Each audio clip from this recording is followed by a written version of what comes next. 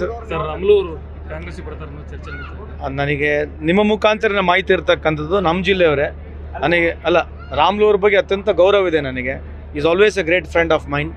ಅವರು ನಮ್ಮ ಪಕ್ಷಕ್ಕೆ ಬಂದರೆ ನಾವಂತೂ ವೈಯಕ್ತಿಕವಾಗಿ ಸ್ವಾಗತ ಮಾಡ್ತೀವಿ. ಇನ್ನು ಉಳ್ಕಿದ್ದೆಲ್ಲ ಮುಖ್ಯಮಂತ್ರಿಗಳಿಗೆ, ಉಪಮುಖ್ಯಮಂತ್ರಿಗಳಿಗೆ, ಜಿಲ್ಲಾಧ್ಯಕ್ಷ, ನಮ್ಮ ಜಿಲ್ಲೆ ಎಲ್ಲ ಮುಖಂಡರುಗಳಿಗೆ ಅವ್ರೆಲ್ಲರೂ ನಿರ್ಣಯ ತಗೊಳ್ತಾರೆ.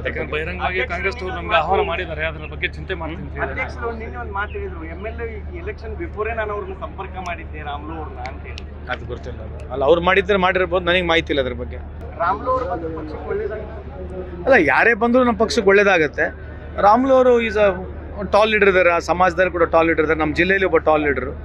ಆಲ್ವೇಸ್ ಈಸ್ ಒಬ್ಬ ಬಡವ್ರ ಪರವಾಗಿರ್ತಕ್ಕಂಥ ನಾಯಕ. ನಾವು ರಾಜಕೀಯವಾಗಿ ಬೇರೆ ಬೇರೆ ಪಕ್ಷದಲ್ಲಿದ್ದರೂ ಕೂಡ ನನಗೆ ವೈಯಕ್ತಿಕವಾಗಿ I don't have any difference. ನಾನು ಅವರಿಗೆ ಗೌರವಿಸ್ತೀನಿ. ಅವ್ರಿಗಾದಂಥ ಒಂದು ಶಕ್ತಿ ಇದೆ. ಬಂದರೆ ನಮ್ಮ ಪಕ್ಷಕ್ಕೆ ಬಂದರೆ ಅನುಕೂಲ ಆಗ್ತಕ್ಕಂಥ ನನ್ನ ವೈಯಕ್ತಿಕ ಅಭಿಪ್ರಾಯ.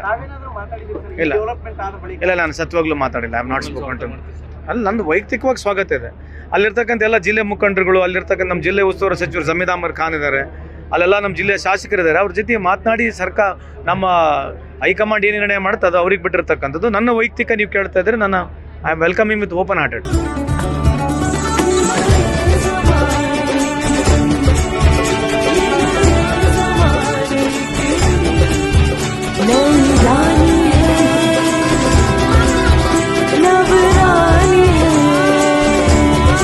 Tanishq presents Navrani.